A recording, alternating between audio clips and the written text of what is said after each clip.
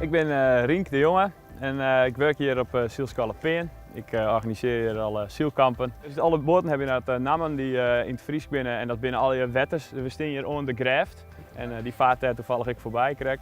En de gebouwen hebben alweer namen die komen van het Friese boerenleven. Dus het zijn termen van de boerderij van vroeger. Ja, het zielen is terug mijn ouders me altijd bijgebracht.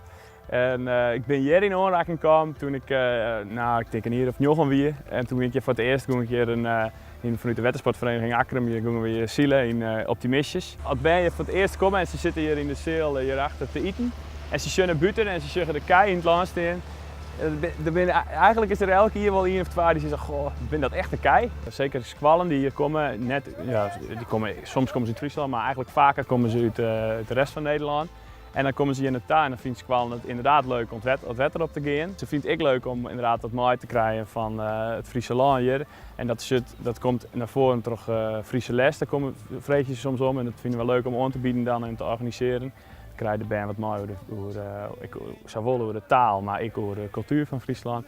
Maar bijvoorbeeld ze gingen hier wel eens verderop naar de boer. Hoe wij hier zielen en hoe de band hier zielen leren, in de boten waarin ze zielen leren, is dit gebied gewoon heel erg geschikt. Je hebt hier groot genoeg wetter om spectaculair te zielen. Er is beschut genoeg wetter om lietse band les te jan. Wij profileren ons graag als een echte Friese zielskalle, dat ben ik. Dus, op mijn 12e ben ik dan voor het eerst een week hier op zielkamp geweest.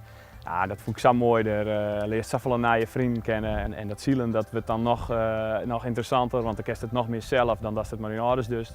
En toen ben ik eigenlijk nooit meer verder gegaan. Ik ben daarna van cursist instructeur geworden en zo altijd wat teruggroeid. Squallen komen hier en achter elkaar komen ze waarom.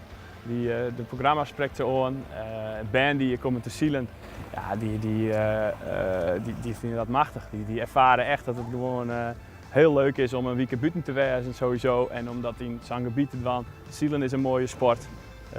Dus daar krijgen we hele goede reacties op.